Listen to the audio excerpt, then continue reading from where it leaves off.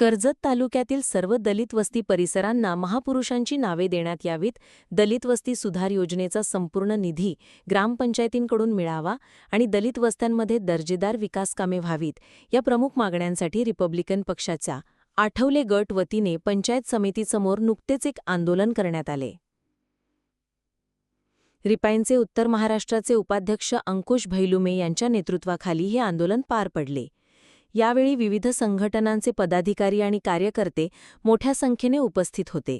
आंदोलनात वृद्धभूमी संघटनेचे जिल्हाध्यक्ष शब्बीर पठाण, वंचित बहुजन आघाडीचे शहराध्यक्ष राहुल पोळ, प्रहार संघटनेचे तालुकाध्यक्ष दत्तात्रय तनपुरे यांच्यासह अविनाश कांबळे, सुनील गायकवाड, कुलदीप गंगावणे, भीमराव साळवे, लक्ष्मण आखाडे, रोहन कदम, महेश तोरडमल, राजेंद्र घोडके आणि इतर अनेक कार्यकर्ते सहभागी झाले होते.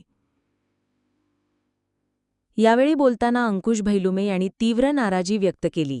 ते म्हणाले, देश स्वतंत्र होऊन इतकी वर्षे झाली तरी आजही आम्हाला आमच्या मूलभूत गरजांसाठी आंदोलन करावे लागत आहे. ही अत्यंत दुर्दैवी बाब आहे. आंदोलनातील प्रमुख मागण्या आणि मुद्दे: महापुरुषांची नावे तालुक्यातील सर्व दलित वस्त्यांना आणि परिसरांना महापुरुषांची नावे देण्याची मागणी करण्यात आली. दलित वस्ती सुधार योजनेसाठी शासनाने तयार केलेल्या नियमांची अंमलबजावणी व्हावी आणि एकूण निधीतील ठराविक रक्कम या परिसरांच्या विकासासाठी खर्च केली जावी. कर्जत तालुक्यात या नियमाचे पालन होत नसल्याचा आरोप आंदोलकांनी केला. ज्या ठिकाणी विकासकामे झाली आहेत ती अत्यंत निकृष्ट दर्जाची आहेत. अनेक ठिकाणी रस्ते बांधल्यानंतर गटारांसाठी पुन्हा खोदकाम केले जात आहे, ज्यामुळे कामाच्या नियोजनावर प्रश्नचिन्ह निर्माण झाले आहे.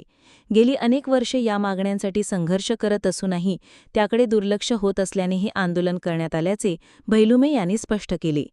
या आंदोलनाला विविध संघटना आणि राजकीय नेत्यांनी आपला पाठिंबा दर्शवला.